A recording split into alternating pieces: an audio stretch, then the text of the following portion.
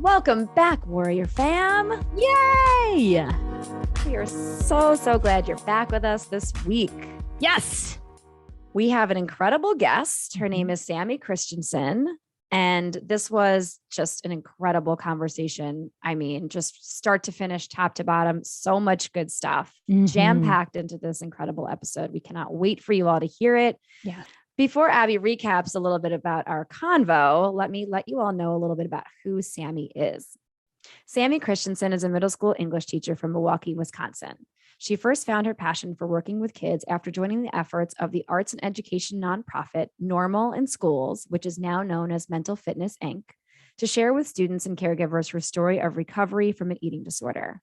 She is committed to eliminating the stigma against mental illness and to help young people realize their inherent worth and inner strength.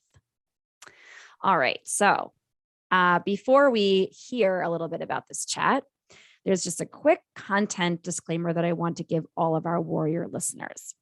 This conversation contains some discussions surrounding suicide, suicide attempts, suicidal ideation and thoughts, as well as eating disorders.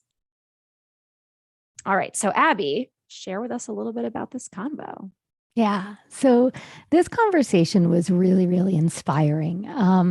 Sami just so wholeheartedly shared some of her story with us. It's so hard to cram in a whole life in a podcast episode. And I just, for so much of the conversation, had chills on my arms and was just like hanging on every word that she said, because she tells such a beautiful story in her journey.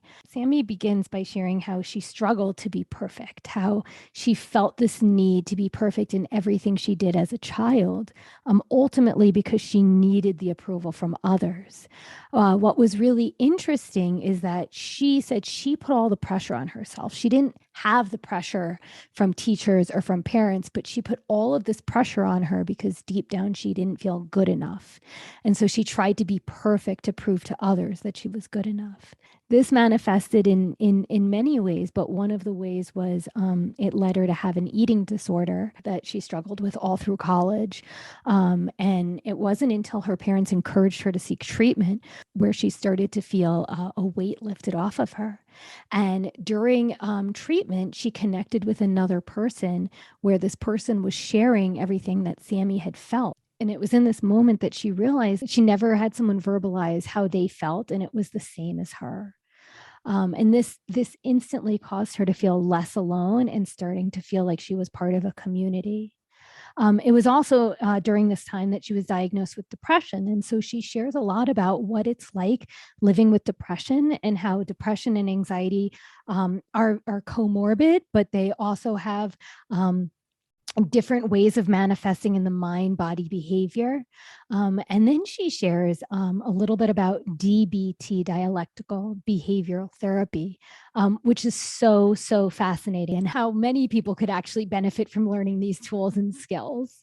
And just how she's able to apply the things that she's learned to be brave enough to ask people for help and ask people for support when she needs it. And just ultimately, I feel like the beautiful theme of her story is how anyone can make a difference, and how just by showing up and by supporting someone, like, we never know the impact that has on someone else.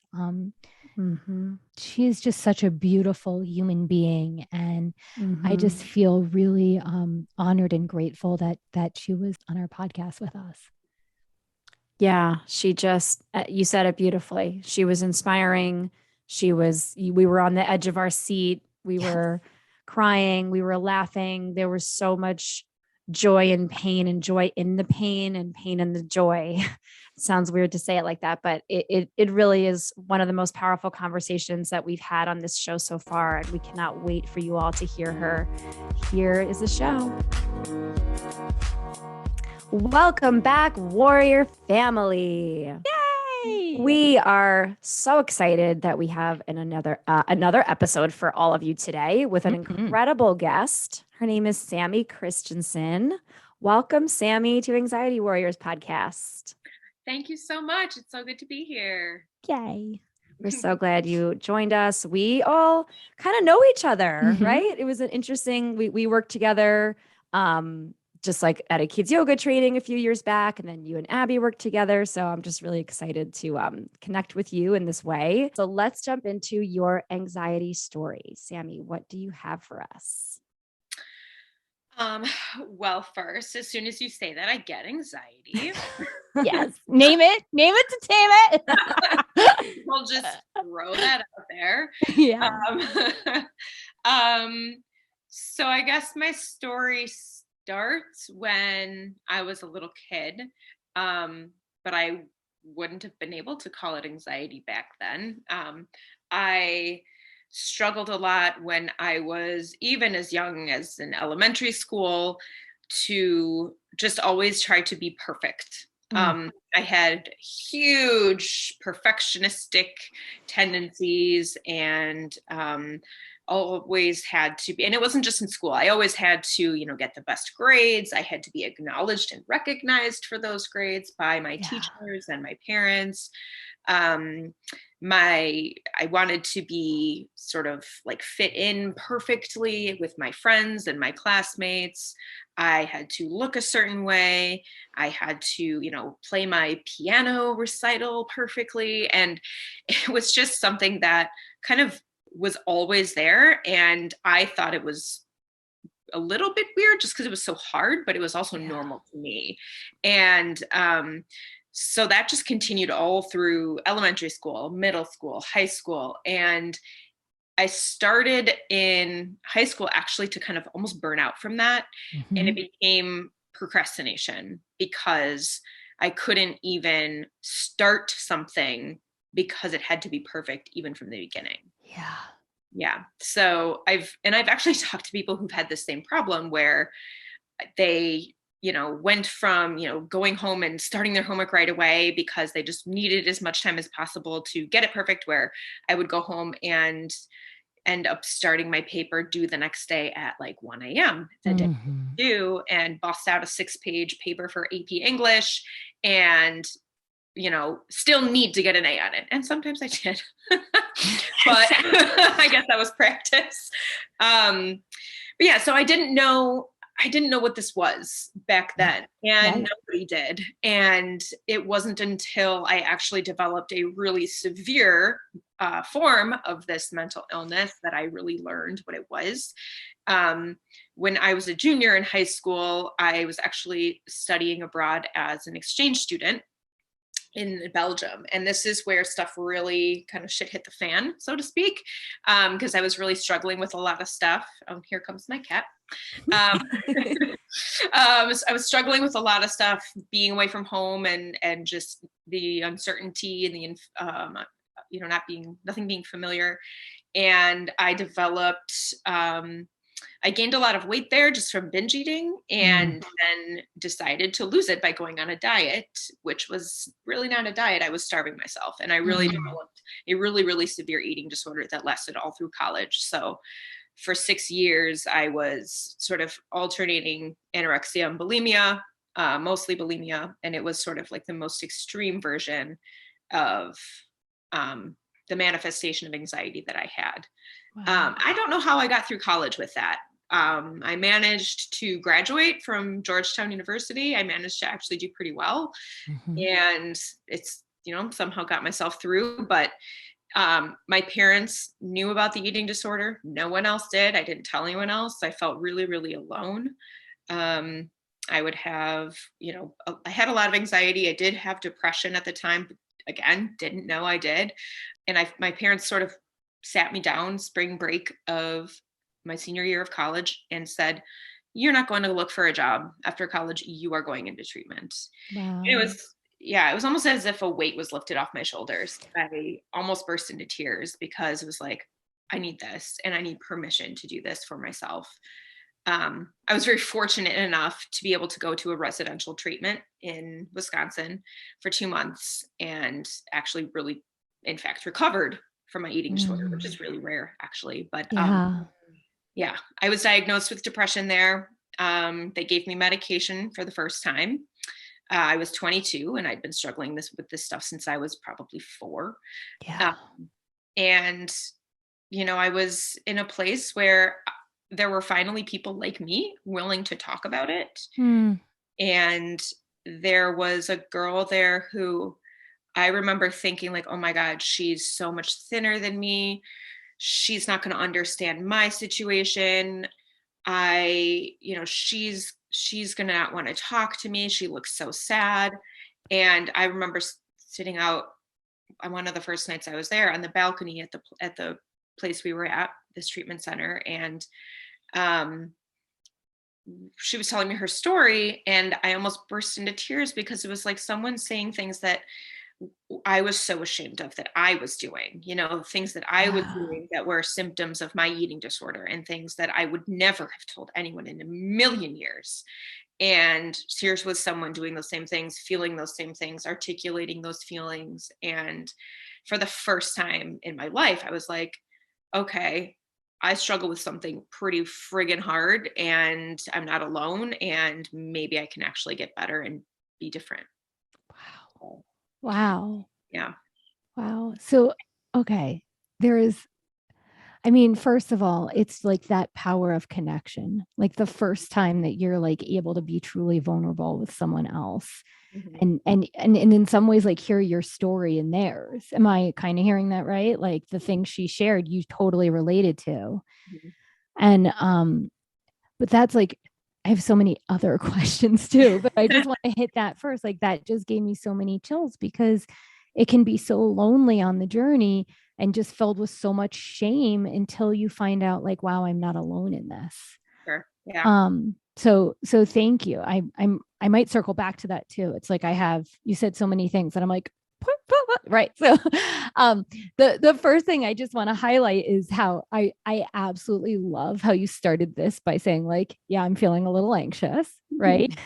And then you go into how in childhood you had anxiety, but there was no name for it, right? And so it's like I just love that circle because I think a lot of us can relate to growing up feeling completely uncomfortable on the inside, but not having words for it. And now as grown-ups, we're like, woohoo, let me use my words to identify how I'm feeling. So I just love that. So you mentioned that in the treatment center, that they diagnosed you with depression. Yes. And before all of this, what was the narrative you told yourself, like when you had perfectionism and when you were controlling what you were eating or had an eating disorder, but before you had those labels, like what was the story? Yeah, that's a good question. I remember when I was younger, my parents just saying to me, why are you spending 4 hours on your math homework? Like, just chill out, relax. Doesn't have to be perfect. And I would just be like, oh, okay. Sure, Ma. But it was like I know the pressures that kids face today are absolutely insane. Yeah. The pressure that I faced when I was in school was put on myself by myself. I know that there are parents who put so much pressure on their kids. My parents didn't do that to me. It was all me. And I honestly don't know where it came from. I don't know why I had that. I think it comes from just the need for approval and reassurance that I've always had. And I still do kind of have it. It's something that I've worked on my whole life, and it's way, way, way better now with years and years of therapy. But definitely as a kid, I just always needed approval. And, so for me, I guess it's just kind of how I lived. I just lived in a world where if I didn't do something to my standards, it was a failure. If I didn't, if I did something that I felt was embarrassing, I was worthless. Now I didn't know, but that, I didn't think failure, I didn't think worthless, but that's how I felt on the inside. I lived in sort of this bubble of shame where I remember even looking at I think it was the first thing was my ankles when I was 6 years old. and comparing my ankles to my best friend's ankles and thinking, why do hers look this way? Mine don't look that way. Mine must be wrong. Yeah. And I was 6. And this is more of like a body dysmorphia thing, not an eating disorder thing. So, but body dysmorphia certainly plays into why I developed an eating disorder. But, so the narrative I think I was telling myself was just, I wasn't good enough the whole time. The whole time I was just like, something's wrong with me. I'm not good enough. And I have to prove to other people that I am. There was no way to prove to myself that I was. And so it was all external. Yeah. And then even when I started, starving myself, it was because I thought I was, I had gained too much weight and I was, quote unquote, disgusting, and it was unacceptable and no one would like me. And, it was my way of like being in control. I didn't know that at the time. I just thought I was going on a diet, It's like, a diet isn't as little as I was eating, and I'm not going to say how much it was because I know that can be triggering for some people, but it was not enough. And I lost too much weight too fast. I was not well. And I really thought that when I came home from studying abroad that I would just go back to normal. I figured I was fine. And nope, it got worse because, again, the pressures got worse and I came back for my senior year and I had to get into college and I had to take AP courses and I was extremely high achieving. And again, I put that pressure all on myself. It was not my teachers. It was not my parents. In this case, it was all me. And so it was always just, I'm not good enough. I never will be. And there's nothing that can make it so unless people are telling me I'm the best, which is not possible. Yeah. Wow. That sounds like, first of all, there's so many layers to the story, but I just want to acknowledge that your parents, right? The fact that you were able to tell them or that they knew you had an eating disorder and that they sort of maybe could see that you weren't ready to take the reins in the situation. So they kind of, like, as you said, they gave you the permission, right? They basically, and you kind of, I feel like you said something like, I breathed a sigh of relief, or I felt relieved about it. Left it off. Right. The weight lifted off because it was like, because somebody, what it sounds like is that you were, for your whole life, you've been seeking outside approval and outside permission, outside this. Tell me what I should be doing. Tell me what you need from me and I'll do it. Give me the assignment and don't worry, I'm going to do the assignment, but I'm also going to kill it. And I'm also going to do, the extra credit and whatever. And so having your parents be that mirror for you and say, you know what, you graduated, you've made it through this time, but now it's time for you to like figure yourself out, to find yourself. Right. And so I just want to applaud that, because not everyone had the ability to talk to their family about what they were going through and or be able to then go and get the treatment that they needed. So, and the fact that you were able to overcome your eating disorder in that time is incredible too. As you said, I know from talking to a lot of people who went to treatment for eating disorders over the course of my life that it's not always a one-time process. People are going back to treatment sometimes after going 1 or 2 times even. So you're incredibly strong and brave to have made it through all that. And there was something else that you said that really resonated with me. And it's the fact that you're still working on some of this stuff. Like Abby and I are always saying, and our guests have said, and we are always talking about our anxiety and all the things that we cope with as humans as like actively practicing. We're actively practicing being human every single day. We're actively practicing showing up. We're actively practicing, doing what our best is, even if our best isn't what, society, the world, or our bosses or our parents or whoever think that it should be. So like, I just want to acknowledge those 2 things because they really stood out for me. And I know I could resonate with some of that, like I know Abby too, some of that perfectionist behavior, and then it translates into the procrastination and why even get started because it's not going to be up to my standards, even though it hasn't even started yet. Yeah. I was just like nodding along the whole time. So amazing. I mean, not amazing, I guess, but yeah, I get it. Yeah. It's amazing that we can all sort of like have that experience, even on some level. I think a lot of warriors, I'm sure, can relate. All right. So thinking about this a little bit deeper, tell all of our listeners some of the ways in which anxiety, and since you mentioned that you're also diagnosed with depression, how these two things kind of show up in your mind and your body and your behaviors. Yeah, I mean, I would say for me, anxiety when I was younger was much more just like kind of under the surface and constant. Now I would say well, constant in the sense that like it could go up and down in more of a wave, but it didn't spike super high and it didn't disappear.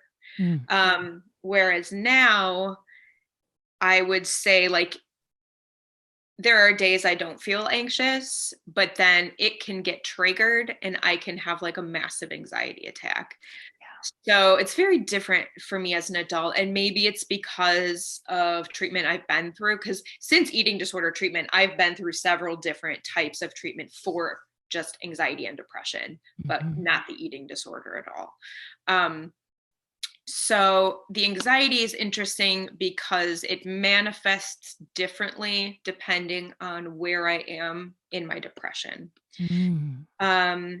Depression is something I struggle with a little bit more, only because it tends to sneak up on me a little bit. I'm always at risk of like things feeling more deeply when things get tough. There's just something that my interpretations of events, my interpretations of the way of people say things, I tend to take it almost like the wrong way. Not in the sense that I think someone's insulting me wrong way, but I think like I tend to take the event as something that's more catastrophic than it is. And it will then make me feel, it'll throw me into this spiral of like more hopelessness. And it's taken me a really long time to understand that that's what happens and understand that it's not real. I mean, it's real, but the like the feelings are real, but they're not accurate in that sense. So I might, if I'm feeling depressed, like it might start slowly. Like I might start just feeling sad, because that's not the same thing. So I might start feeling sad. I might start like maybe isolating and like canceling plans with people, or, spending my evenings just on the couch watching TV, catching up on my, Law and Order SVU or The Office or Parks and Rec, all of which I've seen multiple times. And then, maybe I start drinking alcohol more. And then I might like just kind of escape a little bit, and I might cry a little more often. But if the depression starts to go into like a major depressive episode, that's where it kind of extends to like a couple of weeks. I isolate myself. I cry frequently. I feel really hopeless. I tend to feel like in my body, I just feel sort of like drained. I have very low energy, even to do the simplest things like clean or shower or go grocery shopping or even make a meal that's beyond cereal. And my life just sort of like seems like it's falling apart. And then attached to that is shame, because I'm in my 30s. I can't even frickin' take a shower. I can't, make myself some pasta. I can't go buy some fruit. Like, what the hell is wrong with me? And I always, till recently, actually thought that that was rare. And I've been reading a lot more about that. And it's like, nope, that's a pretty common symptom of depression. So it's, you showering once a week when you're feeling really bad is not that uncommon. And it's like, oh, okay. So then when that is really strong, anything that triggers anxiety, my anxiety is going to be intense. It's going to be super intense, because the feelings of hopelessness that I'm already having are going to trigger like a massive anxiety attack. So I'll feel like a massive pit in my stomach or my chest will feel like it's being crushed. My throat will feel like it's closing. I'll breathe like more quickly. And if I can't get it in check, then I might start like feeling like I'm hyperventilating. I feel like sometimes I can't move from where I'm sitting. And then other times I'm just like constantly shaking. So it's scary. Yeah. Especially when it's like a traumatic experience. And I've heard people talk about big T trauma and little T trauma. So like big T trauma would be something like abuse, and little T trauma would be something that causes intense sadness, or would be different for every person. So but yeah, it's anxiety and depression now for me are something that I come to expect. Yeah. And it's because I know through my diagnoses from my psychiatrist, who I've been seeing the same one since I got out of my eating disorder program, because I really trust her.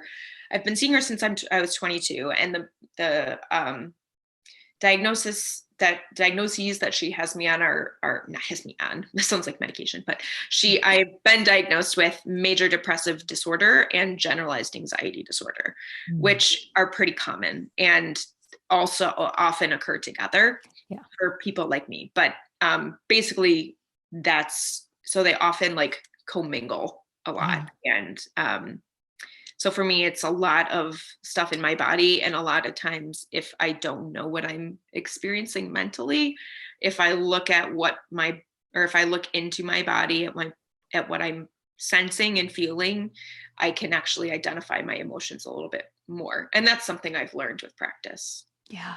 Yeah. It's so I want to first just thank you for talking about depression.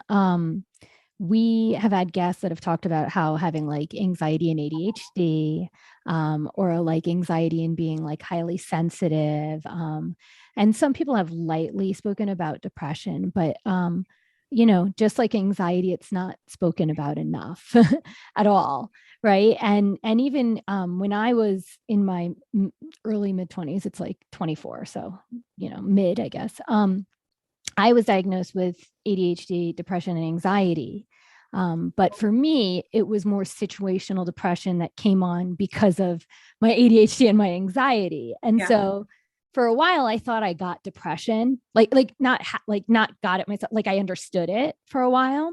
And so when I had other friends with depression, I would see them through my lens of my feelings of depression. And so I probably offered some really unhelpful advice and tips along the way, because again, for me, it was more situational. And it wasn't until I had a family member that had very severe depression, right? Where they had the thing where they would barely shower, could barely brush their teeth, and barely leave, getting out of the seat. They would sit in their chair for like 7 hours at a time. That I really started to understand more about depression. And the way that they shared it with me is like, it's like moving through mud. Yeah. Everything that like for me to do is like imagining like push through a wall of mud for everything when they were in a depressive state. And so I'm sharing all that just because I think that sometimes when we hear depression, as like a society, we think we know what it is. And I don't think we always really do unless we actually experience it. And so I really appreciate how you painted the picture, because not only did you say like how it shows up for you, right? And how, there can be bouts of it, or it can go on for like 3 weeks. But you shared the shame that goes with it, which sounds like it just makes everything so much worse. Like you're already experiencing hopelessness. You're already experiencing like isolating and sadness. And then you have the shame of who you should be or what you should be doing because you're a grown up or whatever, like that narrative is, right? And like I'm in my 30s thing, right? Yeah. Like, that really stood out to me too. Yeah. Yeah. And it's just like, it makes me, just really sad for our society, because I'm sure so many people experience the shame that goes along with whatever they're navigating, depression, ADHD, anxiety, and they put all this pressure on themselves because society says they should be a different way rather than getting them like the help that they need. And anyway, that was my long-winded way of just saying thank you for really like wholeheartedly sharing this part of your life. And then I guess my question is, because I know we're going to talk about practices and coping and stuff. And you already just said how, because for, such a long time, you've been going into treatment and you've been getting support and you can notice the sensations in your body and stuff. My question is, when you start to notice those sensations, or you start to notice isolating, which sounds like, logically, right? It was like, oh, you spoke to that other person in treatment for an eating disorder and that helped, right? You felt connected, right? But then even with that knowledge, when you start to feel depressed, you start to isolate rather than connect, correct? Yes. And so, so when you were sharing about, like being able to notice the sensations and stuff, like what do you do now? Is anything different? Yeah, I would say that it has taken me probably until the last 6 months to really push myself past that isolating practice. Mm-hmm. This past year has been one of the hardest of my life, actually, because of a lot of things that have happened. And I finally was able to reach out to people for help. And it wasn't just like telling them I'm having a hard time. It was like, hey, so-and-so friend, do you want to go for a walk, or can you come over and sit with me? Or, even just texting someone saying like, I really feel like texting my ex-boyfriend. What do I do? Or, I feel like texting him. I know it's a bad idea. Can I text you instead what I'm going to say to him? And they'd be like, yeah, text me, do it. And I am so fortunate to have one of the most amazing support systems that a person could ever ask for. And I know not everyone has that. And that's what makes me feel really sad, but then I have to remember to feel grateful. I mean, and it didn't happen overnight, like my family has come a really long way in understanding mental health, because of, the stuff that I've put them through. But they've been so willing to learn and so willing to be there. And so, my brothers, my sister-in-law, my parents are all super supportive, and I feel like I can go to any of them. And I have a really great group of friends now in Milwaukee where I live, who are just like, would come to me no matter what. I could call them at 3 a.m. and they'd come sit with me at my house if I needed to. And then I have friends all over the country who are like messaging me on Facebook, like, if you need anything, I'm here. And I'm just like, what is this? Like, who are these people and why do they care so much about me? What's going on? And it's like this sudden realization of like, wait, I matter to people. Like people actually care about whether I live or die. Like, it's kind of this, I know that sounds really kind of morbid, but when I'm in the throes of a deep depression, like I start to wonder if it matters if I live or die. And, the idea of just like wanting to escape the world just to escape the pain is so tempting. And I know people, think who don't understand suicide will say, well, it's just a cop out. It's, you're a coward, you're giving up, and like, you're hurting other people. You're not thinking of anyone but yourself. And it's like, no, I'm thinking of myself. I'm thinking of how much pain I'm in and the fact that I don't think I can stand it, and it's not going to get better. And this is the only way. And it's not a desire to be dead. It's a desire to not feel anymore, to not feel pain, because the pain feels so great and the pain Right. feels so unbearable.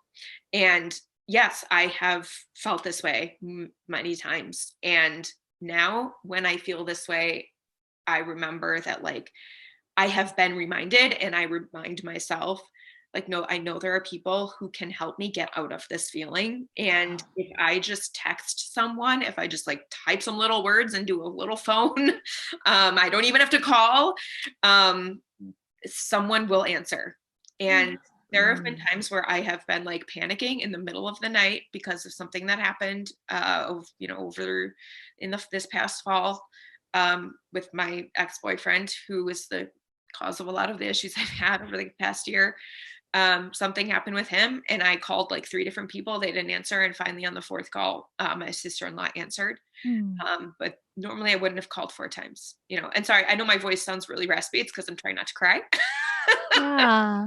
Yeah. But yeah, I mean, she answered. So I kept going, and it's like, it's taken a lot of practice, because this is really hard for people to do. Yes. Reaching out is so, so, so, so hard. And it's one of those things that my therapist and I have worked on with me, is just to like make a commitment to just try. And it's taken, calling is one of the hardest things. Yeah. In the middle of the night, no one's going to hear my text. Yeah. But I know that if I sit with it myself, nothing good is going to come of that. Right. And it also comes from actually like talking to people I trust in advance. Like, hey, if I need you, is it okay if I text you? Or like, hey, I'm really struggling with XYZ right now. I know that it might get bad on when I see this person, or, it could get bad next week because I've got this going on. Like, is it okay if I call you? And they almost always say yes. And if they're like, oh, I'm going to be, at this place, I might not see my phone. Like, can you try someone else? And that's kind of like this coping ahead idea of planning for that. Yeah. I mean, I'm glad that you brought that part up again, because I was going to mention that, because you had said it just a few moments ago too, and then just repeated it again. I just think it's so important to hammer that piece home. It's like you are asking ahead of time, who do I have in my wheelhouse right now? Who do I have in my basket that I can reach out to? And then it's like a mutual understanding, right? Because then you're giving the person the space to say, you know what, I don't know if I'm able to support you, and I want to make sure you have that support from someone. And if I know ahead of time, right, I can then not feel the added pressure of like, well, what if I can't help Sami in this moment? What if I'm not equipped for it? What if I'm not mentally ready? Who knows, right? So like, what a gift you're giving others, while also giving yourself the gift of finding out who's in my basket this week, right? If I know I'm going to be dealing with something over the next week or the next couple of months or even over the next 24 hours, if I'm going to reach out right now, which is an incredibly brave thing to do, as you said, to be able to say who is able to be there for me. And then most everyone is going to say, yes, please text me, call me, I'm here. And like, nothing about seriousness or trauma, but pretty recently I was worried about something that I was going to be doing. And I asked Abby, I was like, I'm probably going to need to text you like 100 times. Like, is that okay? She was like, yes, text me 100 times. And like, we laughed about it in the moment, but I felt instantly better. I felt like dropped into my body, just knowing like, okay, here's a person that I know I can reach out to in the moment as soon as I need them, like tonight, And so what a game changer that can be, no matter what state you're in. Yeah. And, just to bounce off of that, now, Margot, when there's even more challenging stuff, you already know you can text me and ask, right? And so it's like this thing about, starting small. Hey, I'm stressed about this. If I notice I'm feeling stressed, can I text you so that next time I can maybe ask you to be more available? Because, I mean, I think we can all relate to when we're having a hard time. Sometimes it's the hardest moment to ask others for help. Yeah. So, my narrative is I don't want to come off needy, or like I should be able to handle this, or whatever it is. And all of those walls prevent me from getting the actual help of connecting to someone else and knowing someone else is there. And so like the pushing through those walls and saying like, no, can I text you? Right. Is actually really huge. Like when you were sharing that, like I still just have like chills up and down my arms because it sounds small, but it's so huge to ask for help. Yeah. And and the idea, like you said, like I just want to, something that you said, it's just I've always been afraid of being a burden, and it is something that I worry about. Is like Sammy is the one with anxiety and depression. She's going through a breakup. Well, not going through it anymore, but like she was going through a breakup and she needs help. It's just like, here she goes needing help again. And it's like, that's my voice. Yes. Right. Inner critic. It's like, no one else sees it that way. You know, they're like, Sammy, please text us. Like, we don't want to hear about you in the hospital. Like, please text us. Infinitely better. Yeah. So. Yes. Oh my goodness. Wow. I mean, it's like, how do we follow up? This part of the conversation has been so powerful. But I want to, before we get into more of the coping strategies that you like to go to when you have in the moment needs arise, in our call, you talked about your use of medication as a means of coping with your anxiety and depression in such a positive way. And we've talked to some folks that experience, some or a good amount of shame or stigma surrounding using medication. So this stood out to me when we chatted.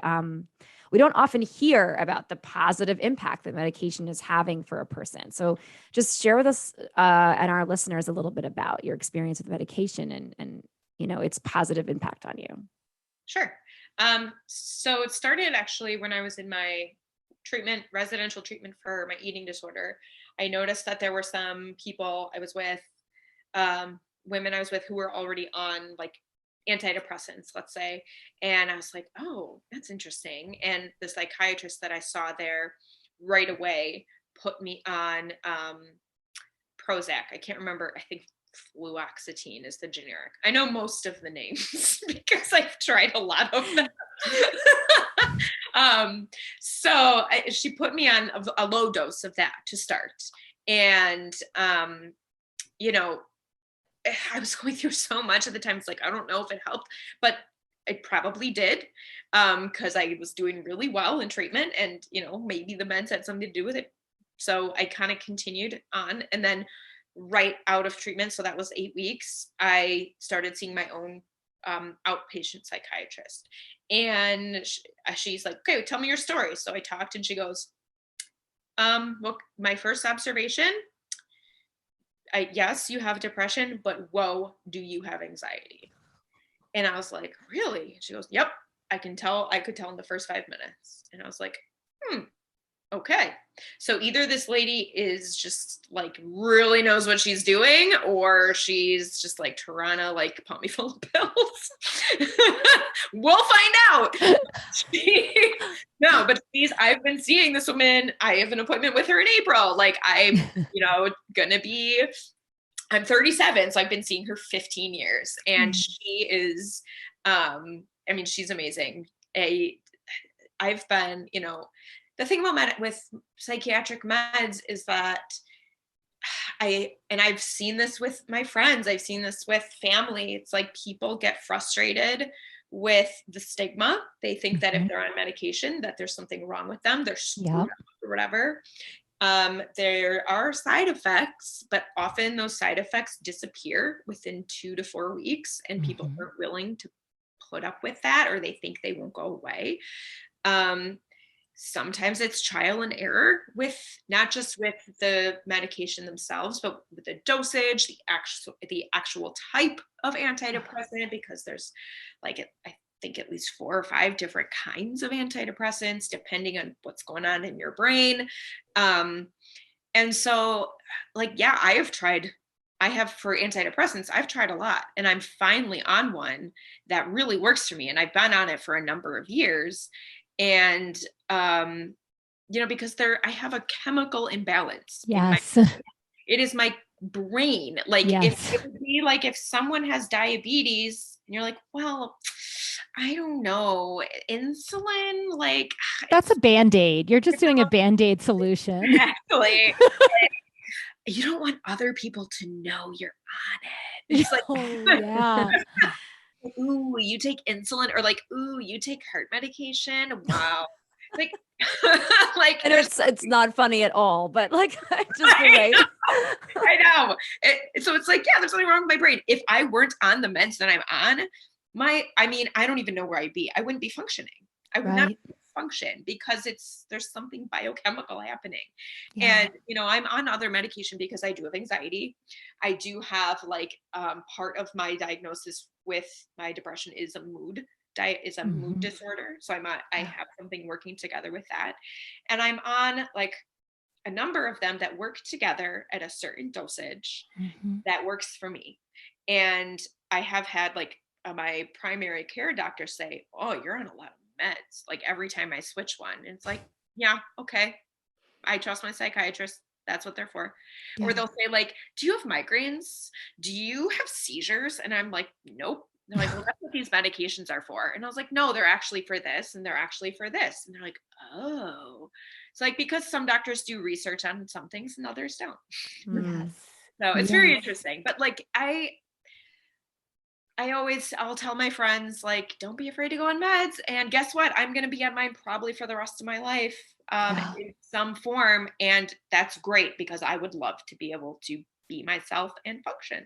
Yeah. Yeah. Yeah. You do such a beautiful job of painting a full picture, because you talk about one, how they impact you. And then you talk about two, how you need them because of your brain chemistry. Right. Yeah. But then you also really talk about what it takes to find the right ones for you.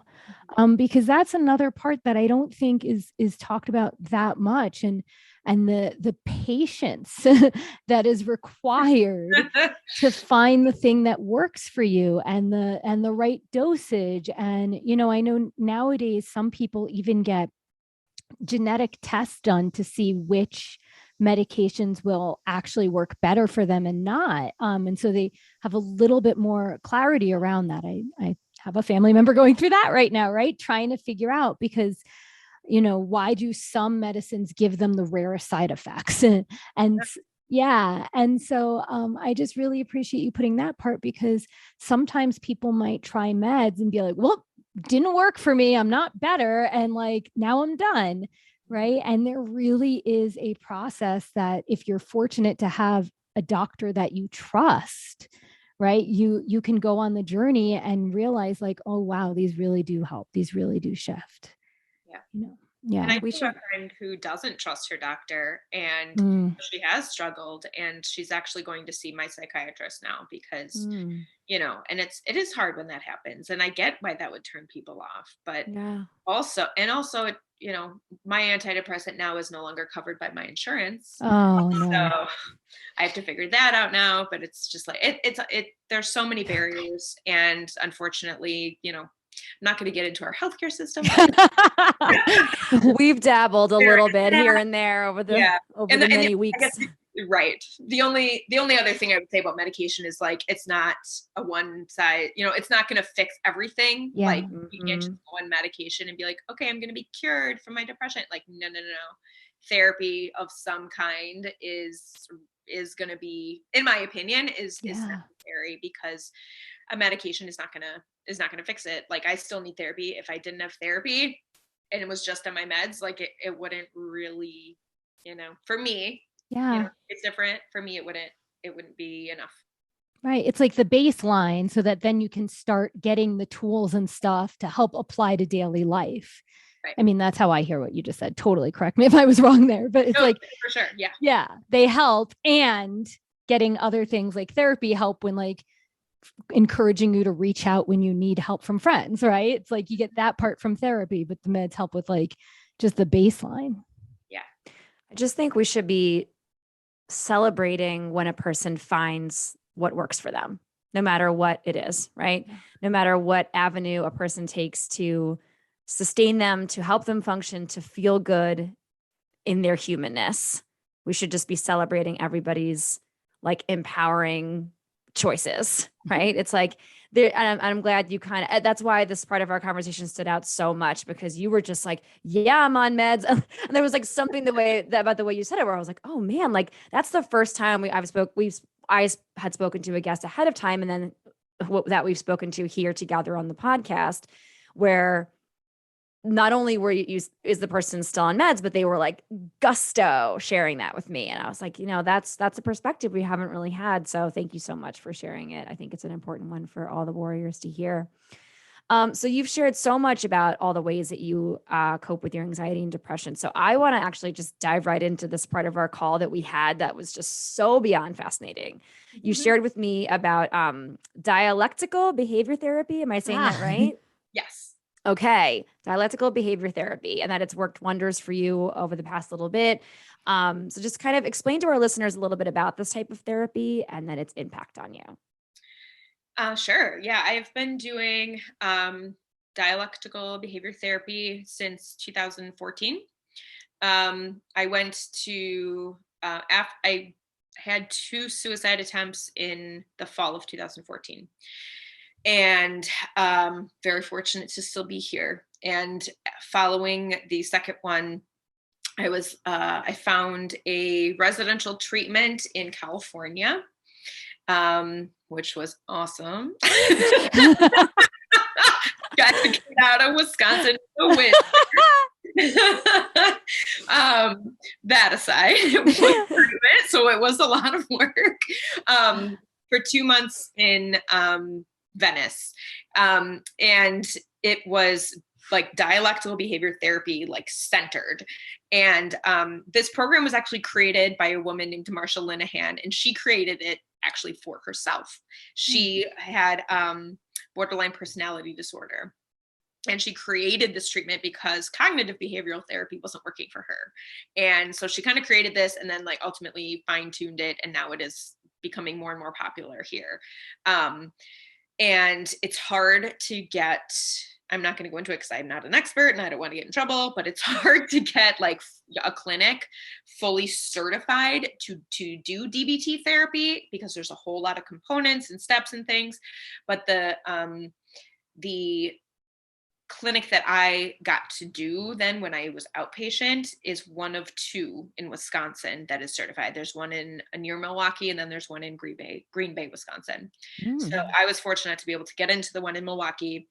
And it's basically classes. You take skills classes and you're trained in these skills. There's the skills are divided up into 4 modules or 4 sections, and you go through each module twice. And for this one, it was like 1 night a week for a couple of hours. So I think the whole thing took like 18 months. And it's in a group therapy session with certified clinician, therapists, psychologists, teachers teaching the classes. And it is, the 4 modules are mindfulness, which is what you always start with. And then there's emotion regulation, distress tolerance, and interpersonal effectiveness. And in everyone's opinion who does this, we all think that everyone in the world should have to do DBT because it literally is like skills for life. It's just, they're extra beneficial for people like us. So the biggest thing that I find is like for an everyday life, thing, mindfulness is really important for me just to keep me grounded. It's basically like noticing what's around me, observing it non-judgmentally and describing it and like participating in life, not judging it, not judging myself, not judging others, doing what's effective, doing what makes sense to do in that moment. Emotion regulation is really what I do. Those skills that I use when the anxiety and the depression is not too overwhelming, when I haven't reached what's called the skills breakdown point. So the skills breakdown point is when you're so dysregulated, emotions are so high that it's almost impossible to just like, I'm going to go outside and get a breath fresh air, deep breathing, go back in, and then return to my work. Like at that point, you're beyond your skills breakdown point if that works. So uh, emotion regulation is stuff like identifying your emotions and thinking about like, is this indicating a problem that I can solve? Or do I need to actually like act opposite to my emotion? And through that, almost like a fake it till you make it type thing, can I change my emotion itself? So this is one that it's called opposite to emotion action, which is often just called opposite action, that I do all the time. For example, with anxiety, a big one is, you identify that you're feeling anxiety. What's the natural urge for anxiety? Is to run away, right? To close in. It's not to approach the thing that you're feeling anxious about. So essentially what you do is you identify your feeling, you identify your action urge, and then you decide like, okay, is my anxiety really justified? Like, is the thing I'm anxious about really going to hurt me? Is my life at risk? Is someone else's life at risk? And people with anxiety, probably not. So in that case, what do we need to do to act opposite to that? Well, we probably need to do what we're anxious about, what we're anxious over. Are we anxious to go grocery shopping? Then we should go grocery shopping. Are we anxious to call somebody that we haven't talked to in a long time? We should try to contact them. Maybe we don't just like pick up the phone. Maybe we like, write out a text and like bounce the idea off someone else. And then we text them. You know what I mean? It's like you do the opposite in order to get to that point where your emotion actually really and truly does change. It's kind of a miracle. Wow. Yeah. One of the big things for a breakup, for example, whether you're the one breaking up or you're the one being broken up with, is opposite action to love. So that means like deleting the person from your phone, unfollowing them and unfriending them on Facebook, like deleting all pictures of them, giving away any gifts they gave you, because anything that reminds you of that person is going to be painful. Yeah. And like, so that's something I went through in the fall. But even like, I can imagine how hard that is in the sense of like the pain of actually accepting letting go, right? Like you're being asked to accept impermanence right there. And it's like non-attachment to all these things that were once super special. Like, for sure. Yes. And you actually touched on like the big thing of DBT, which is radical acceptance, which I don't know. Yeah. Have you heard of Tara Brach? Yes. Yeah. So her big thing is radical acceptance. Yes. And I'm pretty sure Marsha like stole it from her, but, or, whatever. They all, you heard it here first, people. No, I'm going to get in trouble. No, I mean, actually, they all steal from Buddhism. It's fine. Everyone steals everything in the wellness world. Yeah. Basic human stuff. Basic human coping amazingness. But yeah, radical acceptance is like the core of DBT, accepting reality, not rejecting it, that's the only way to move forward. So, it's actually, that's in the distress tolerance module. I think I don't know, like if I'm trying to tolerate distress, sometimes I can work on acceptance, but sometimes I need to do something like put an ice pack over my face if I'm starting to have a panic attack. Yeah. I might need to like start to really, really like regulated paced breathing. Maybe I need to distract myself by like turning on my TV and watching, somebody doing like a stand-up show, because I can't even think about anything else. I have to focus in on something that's like totally opposite. And so like other distress tolerance skills would be like distracting yourself, doing like a self-soothe thing. So, if you're into like candles and, essential oils and things, one thing that I started doing, which also got me to start showering again when I was depressed, and this was not my idea, this was a girl in my group who suggested this, was like taking a shower in the dark with your lights off, with just candles in your bathroom, and like spa music on your Spotify, and like using like essential oils in your shower, and it's amazing. So. I do that. I love taking showers in the dark. It's such I never knew that was like a potentially good thing for me. I just knew that I just know that I like doing it. So sometimes I do. That's so cool. Yeah. I'm trying that now. That sounds amazing. I have not done dark showers. You heard it here now, people. Abby, We've had people talk about freezing cold showers. Now we're doing dark shower. It's all. I'll go dark before I go cold. Same. Yeah. Oh my gosh! Wow. So It sounds so multifaceted, so full. I love that you have to go through the modules twice, because I just feel like I know from my own brain I probably wouldn't be able to process it all one time through. I'd be like lost and wait a second, which module is that behavior from? And so I love that you have to kind of like sit with it more than once. This in a group in like a X amount of weeks program, like sounds so much better. Like, I guess my question is like, do you think it's as effective when you just see it, like do it with a therapist one-on-one, or do you think it's more effective in a group setting with like a weekly, doing it with others? I mean, I love group therapy. Mm-hmm. And I'm a type of person who is very comfortable talking about my feelings and my struggles. Mm-hmm. Not everybody is. I've been in some really great group therapy programs where people are awesome and want to get better and do share and eventually do open up more. I've also been in some where people are very willful and like just sit there and I'm the only one who wants to share. So it's really about like, I love group therapy. The only thing is like, a lot of times it's about insurance. A lot of times it's about where is it and the type of, place that you're going. I would say with DBT, yeah, if you can get into like one of those programs where it's actually like a certified DBT program, gonna be hands down the best. But because DBT is spreading more, I think, they're still going to have the skills to teach you. Like they're still going to teach you stuff from the big manual, the big spiral stuff with all of the skills. They're still going to offer you stuff that's going to be valuable.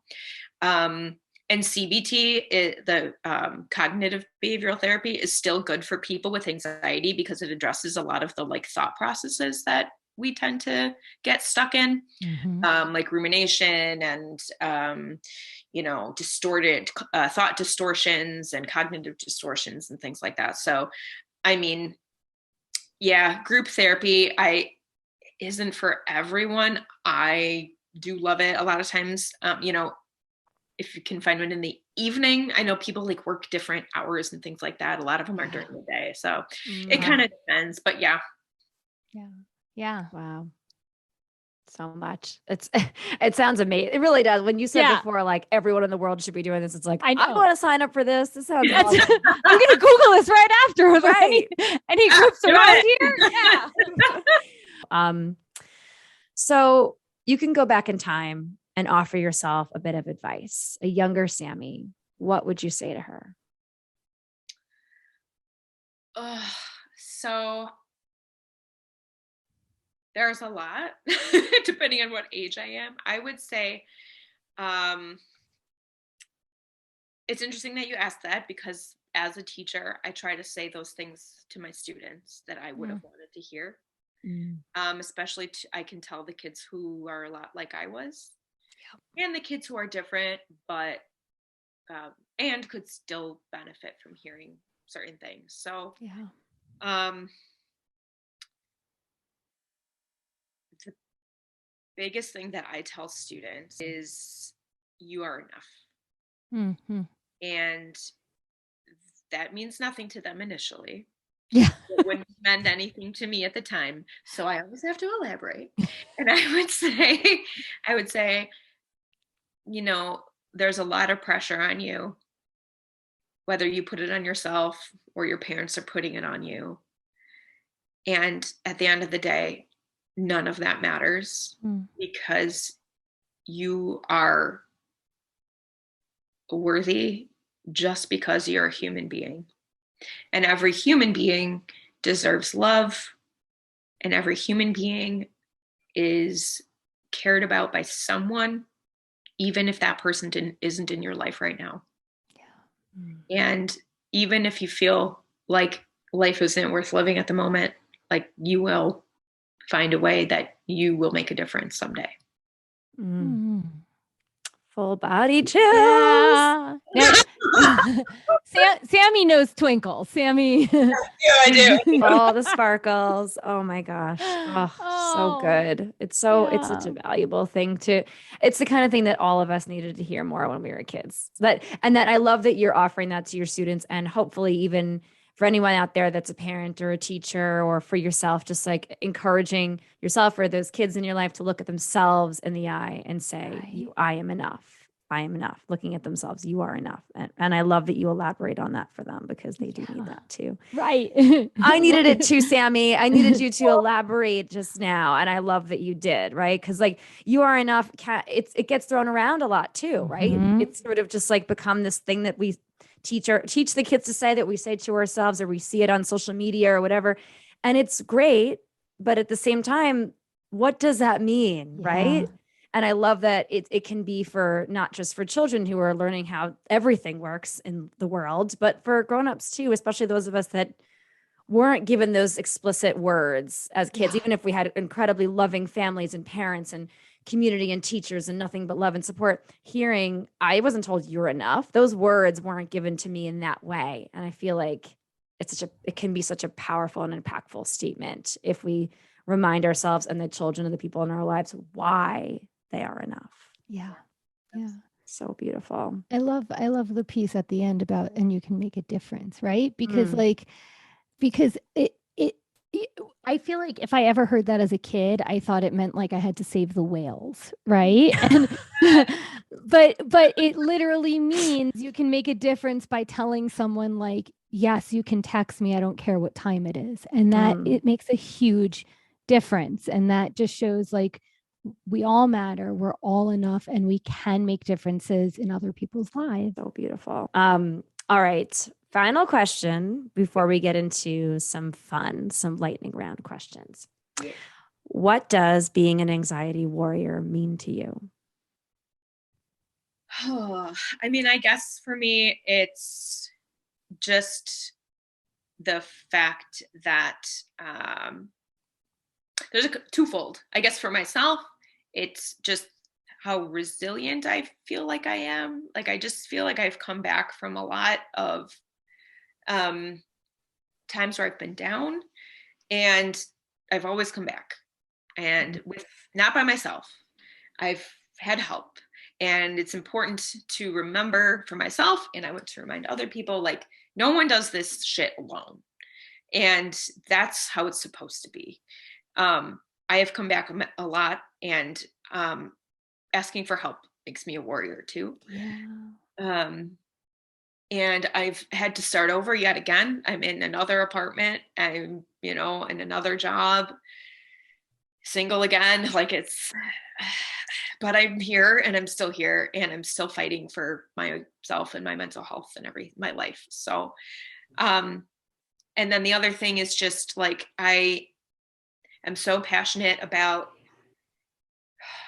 helping young people to understand that they matter, and that their mental health matters, and that they are capable of hard things, that they can do what they think they can't, that it's okay to ask for help, that their feelings are valid and real, that adults care about them, that their friends care about them. And I have done this in every job that I've ever had. As a teacher, I've worked at a couple different schools. I'm actually working as a building substitute right now. But just because I don't have my own classroom doesn't mean I don't approach the kids who have their heads down and ask them how they're doing. And there's something in them that can sense that they're just gonna like spill their guts to me. And they do. And it's just like, I just sit there and I listen. And it's like, kids today, like, they feel like no one cares. They feel like unless they're saving the whales, because that's what's expected of kids now. Like, I'm going to stop school shootings forever, and I'm going to do this and save the environment. It's like, no, all you have to do is try. Like all you have to do is just keep going and you'll be okay. Yeah. So yeah. Amazing. Yeah. Those kids are so lucky to have you. Yeah. Oh my gosh. Thank you so much there's just been so much throughout this conversation. It's like, I don't know how we're going to recap this bad boy. So many juicy nuggets. so much for us to chew on and continue to process. All right. But now it's time for some fun.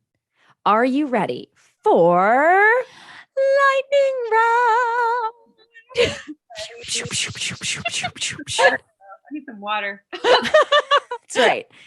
Take a pause, take a breath. You do not need to answer immediately. You can pause, collect your thoughts, and then respond.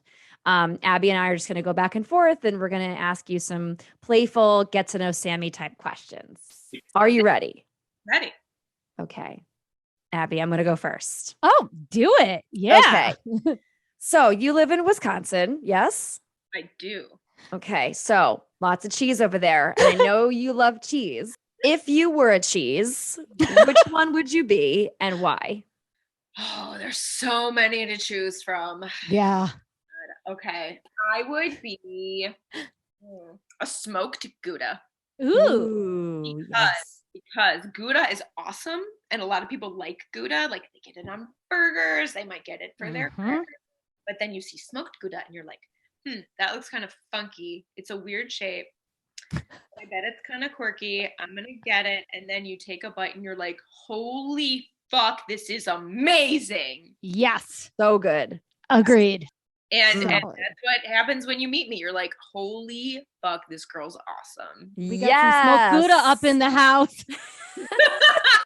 You are looking like some smoked Gouda tonight, honey. Yeah. Okay. So if I remember correctly, you did some acting? Yes. Did some singing? Yes. Okay. So if you could be in any Broadway musical ever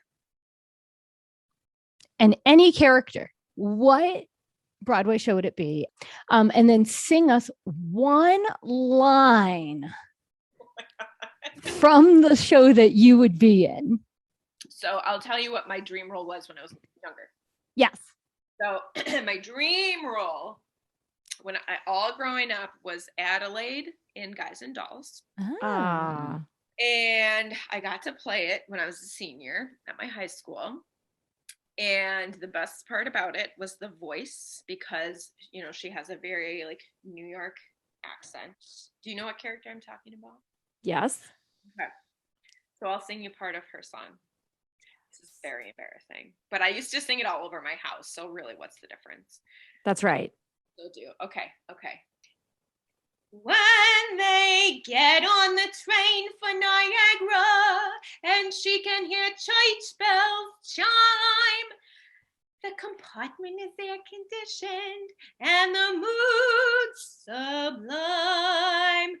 Then they get off at Saratoga for the 14th time. A person might develop a cough. That was incredible. Yes. Yes. That was like, my mind is blown right now. She has an amazing voice. With the accents and everything. Yes. Oh my gosh. So good. Mm-hmm. Oh, amazing. What is your favorite 90s movie? And then I want you to quote a line from it. Oh, favorite is tough. Okay. Or just how Yeah, about just favorites are anything? always tough.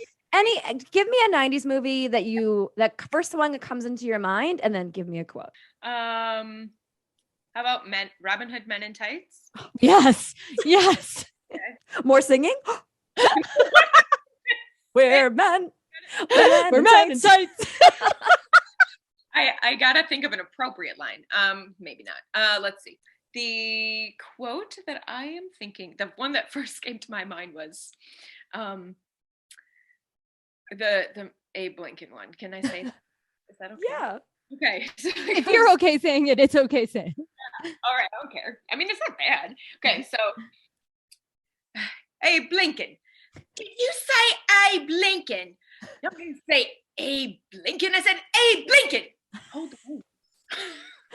Yes. So good. Oh my God, I need to watch this movie now. I know. It's been a while. I own it. Beautiful. Nailed it. Oh, okay. See, now how am I going to follow up with this? Well, let's stay in the 90s for a minute.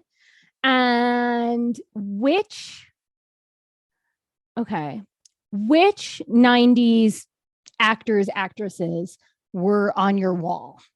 I'm assuming you probably owned some Teen B, right? Yes. Yeah. It wasn't on my wall, but you know those desks where you like lift them up in elementary school and you like put stuff on the inside? Yeah. So he was underneath the top of the desk. Mm-hmm. And that, of course, was Jonathan Taylor Thomas. Oh my God, yeah. Mm-hmm. Of course. Yes. Of course. Yes. He and I were going to get married. His birthday is September 8th. Oh my God. Yep. Okay. Final question from me. My final question. Okay. What is your biggest grammar pet peeve? God, there are so many. You have to give me your biggest one. My biggest one. Okay. Spoken or written? Spoken. Okay, so I would say when someone uses the word myself as the subject of a sentence. So like Johnny and myself are going to the bar. Oh. Like, yeah, go to the bar by yourself. All right. My last one. The last one. You mentioned how you very much enjoy The Office, Parks and Rec. So if you had to live in one of those worlds and be one of those characters, which world, which character? I think I would choose The Office over Parks and Rec because Parks and Rec seems like a lot of work. Leslie Knope is a little intense. I don't think I could. Yeah, I don't think I could for her. She's great, but you know. Okay, so I guess I picked The Office. I want to be Nellie. Oh yeah, that took me a minute. So good. Yes. Nellie just like does whatever she wants. Yes. She's hilarious. Yes. People hate her, but then they love her. Yes. Mm-hmm. She was a dark horse character. Yeah. Amazing. Oh my gosh. You We did made it through. We made it through lightning round. We all came out unscathed. You did amazing. Yes. Thank you so much for being with us. So much fun. Before we let you go, we'd love to hear if you have a win of the week. Big or small, something that you went through this week that you accomplished, that happened to you, that felt like a win. I would say, so I'm subbing this week for an 8th grade English teacher who is home because her kids have COVID. And I just feel like really in my element in this class. Like I'm normally an English teacher. So it's nice to be, I love subbing for anything, but it's nice to be subbing in English. And I feel like the kids are comfortable with me there. Like I've had kids actually ask me for help and ask me for help with their stuff that they're working on in English. I've even had kids ask me for help in math, which I just kind of laugh at. And I'm like, I could try. Yeah. Sure, I can look at linear functions. Why not? But it's just, I just feel I had such a hard semester last semester with teaching.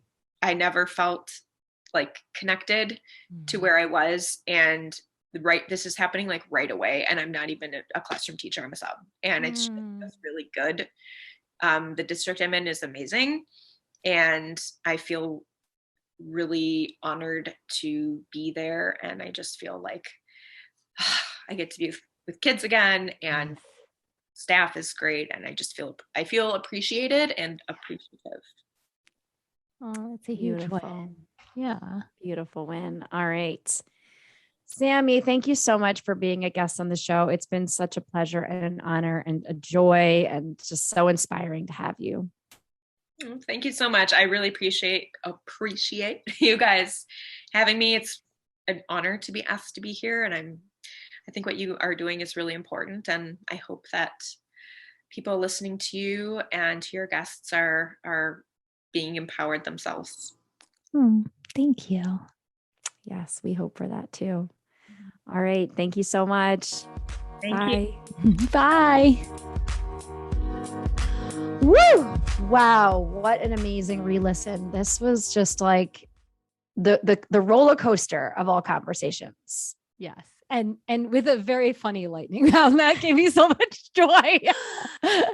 Honestly, and after one of the heavier conversations we've had, honestly, but filled with so much power and passion and inspiration and so much impact. And I'm so glad we had it. But this was definitely the first conversation where not only was I moved to tears, but like I had to actively suppress them. And I know that like maybe we shouldn't be suppressing our tears. I'm an overly, maybe not overly, I shouldn't say that. I'm an emotional person. Cancer baby over here, just water sign. The water works all the time. But when we're trying to hold space for people, right? When we're trying to be good listeners as podcast hosts, I know for me, I'm like, this isn't a good time to cry, Margot. Yeah. But right. there were several moments while Sami was speaking in such an impassioned way that I was moved to tears. Yeah. Her story is one that I think that is, well, very, very unique to her. But as we've said with many of our guests, they share so many things, right? Yeah. There's always like this enmeshed thing. And I think for me, learning about how anxiety and depression commingle in her life was really, really interesting. Because I think that for a few of the guests that we've had that have mentioned having a little bit of both or some form of both anxiety and depression, it's kind of just been lightly touched upon. And we haven't really like dove deep into it. So it was very, very, very insightful for me to hear how they kind of commingle. Yeah. I mean, they're all besties, right? Depression, anxiety, ADHD. But I think, you know, for many of us, like we identify more with one or the other, like, you know, like, or maybe it's not even identify, but our brain chemistry goes to one or the other. And so I just really appreciate her sharing more about the side of depression, because I'm still learning, and I'm still learning how to be, you know, supportive with people that experience depression. And yeah. One of my big takeaways from this conversation was, and it's come up so many times for you and me, for many of our guests, was what she had sort of said early on, which was when she finally felt less alone in her struggle after talking to that person on that balcony at the treatment center. And it was like, that was that aha moment that we all have sometimes, where it's like, oh, I'm not the only person going through something. I'm not the only person suffering or struggling. And having that other person kind of mirror for her all the things and thoughts and stuff that she was coping with inside, be verbalized out loud. And I'm sure, God, that had to be so powerful for her. And it sounded like it changed everything, right? She had made it to this treatment center and still wasn't sure what to make of it and her situation. And then she had this person say all the things she'd been thinking on the inside, and just the value of finding community and then trying to make sure you're utilizing that community, your community, to the best that you can. Yeah. And, you know, that moment on the balcony just so beautifully ties into, you know, what it means to be an anxiety warrior for her, which is not only for herself, but all the interaction she has with children, of letting them know that they matter, that they're enough, and that they can make a difference. And that one person on the balcony being honest and vulnerable enough with their story impacted Sami. It made a difference in her life. And so I just feel like, again, like what she said, is like, we never know the impacts that we make. And so maybe we can all practice saying it more often. Totally. You know? Yes. Yeah.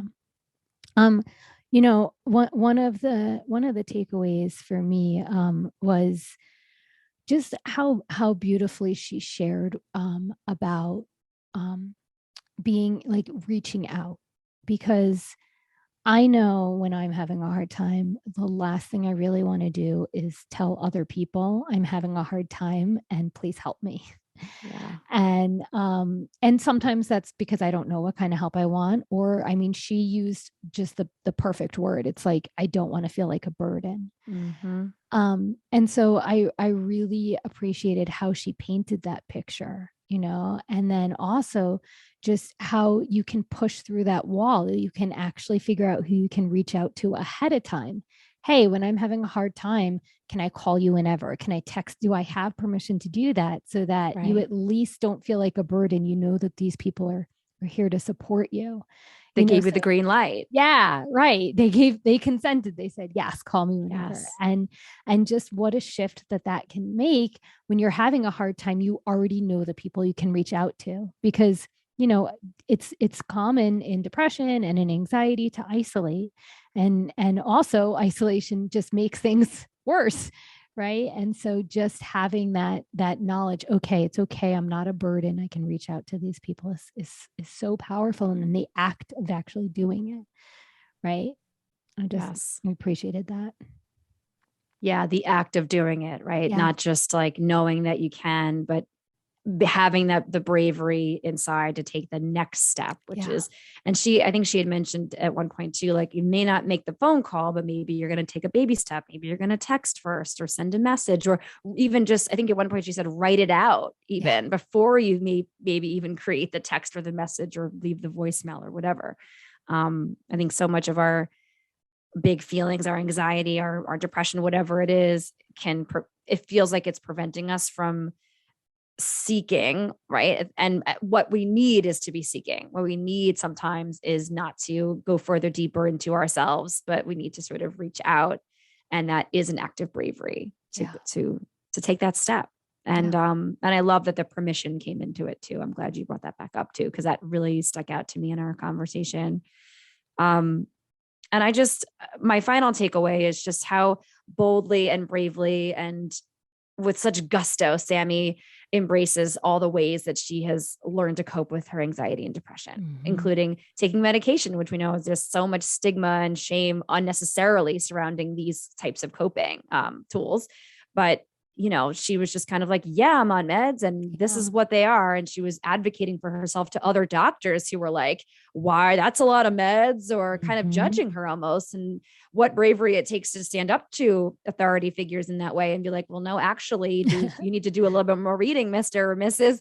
Dr. Lady, Dr. Man. You need to realize that this medication is for also these things, right? And this is the trial and error that works best for me, and trying to find the correct dosage of different things and try out. And you maybe have to move through the process of it not feeling so great for a couple of weeks before you get to the healing or the helping. And look, and maybe it doesn't work for you, right? But the big takeaway is just that Sami and all of our guests have shared so importantly that there isn't just one path to getting help, and that all of them can be important and empowering. Right. Right. And I really, in that, valued how she talked, you know, just all of the different considerations when it comes to getting meds. Like, first of all, insurance, right? Like the barriers with that, and then also the stigma, and then also the shame. But like, the reality is it's brain chemistry. And I loved how she compared it to, you know, if someone had diabetes or a heart condition. But also like the trial and error process, because it's like, okay, if you finally decide to take meds, it doesn't mean that they're going to work. You have to find someone you trust, and you have to be patient with the process. When you were just saying that, when you reminded me about how the doctor is like, wait, do you know this med is for this? It's like, how many doctors are like, wait, you're on Viagra? Wait, you know that's for the heart, right? It's like, it was originally a heart med, and they like, come on, like, why don't they get that? I'm sure they don't. Like, right. Like that. When you said that, I was like, yeah, does anyone say that about Viagra? No. So absolutely not. No. You know, my final takeaway is, like, I've heard about DBT, right? When I went to therapy, I had CBT. It was very helpful. And in recent years, I think in the last like 5 years or something, I've heard about DBT. And the way I heard about it was, it's like CBT with mindfulness. And I was like, ooh, sounds good. Right.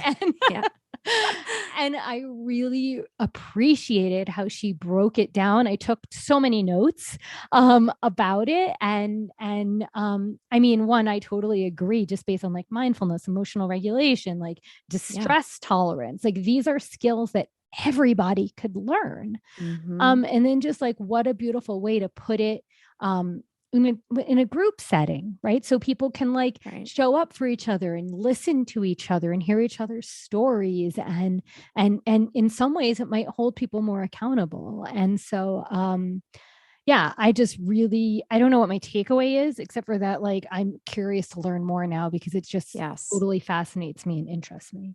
Oh my gosh. So when we had this part of the conversation in our call, I literally said, Abby's going to freak out when you explain. I did. I said, she's going to be so excited when you fully, because she explains it in such a concrete and simplified, beautiful way, because this is like the stuff that what we're always trying to do, right? It sounds like it's encompassed in this amazing program. I am definitely going to be looking into it myself too. And I love too that it sounded like the program had, or at least for her, she found a way for making different parts of the modules work for whether she was experiencing anxiety versus depression. And it was like, she had given me this one great example in our call. And it was like, if my anxiety is minor, I'll use mindfulness or emotional regulation. I can ID the emotion and move from there. Like maybe I need a breathing practice or a meditation or an ice pack for my face or my neck, something that's grounding. And then for depression, she said that like building mastery is really powerful for her, doing small things, one thing at a time to help her feel more accomplished.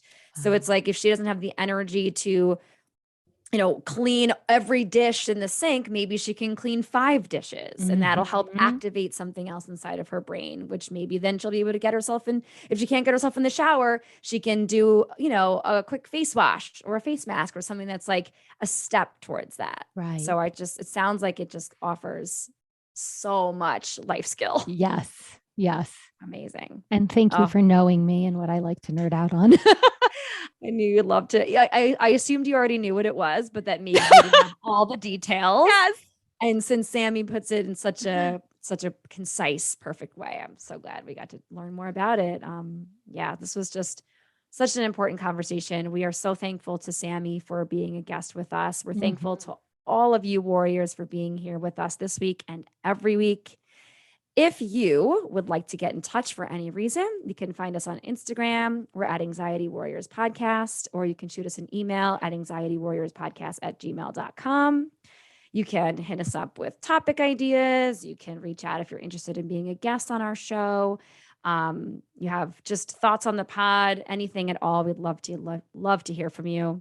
And if you have 2 seconds, which we know you do, smash that 5-star rating on Apple Podcasts. If that's where you listen, leave us a short or lengthy review. We love them all. If you're listening on Spotify, please tap that 5-star rating so we can continue to grow our warrior fam. And warriors, we have some incredible new merch up in the Threadless shop. Yep. That we are just so flippin' excited about. Yep. We loved our vintage 90s inspired Anxiety Warriors designs, but these designs are, I think, so much more specific to our pod. Yep. Right? Like obviously Anxiety Warriors is specific to our pod, but like these are like a little bit more niche. Yeah. And also somewhat more universal too, right? Our like recovering people pleaser. And of course, I mean, no other podcasts are they giving out sparkle, shine, and all the twinkles. That's very AWP specific. So hop on over there, grab some swag, get yourself or the warriors in your life something fun. Yes. Something inspiring, something cozy to wear, or a nice journal to write in, a tote bag. I mean, there's just endless amounts of cool stuff over there. Yes. All right, warriors. Thank you so much for being here. We love you. Yes. Thank you all so much for going on this journey with us. We're very grateful you all are here. Till next time.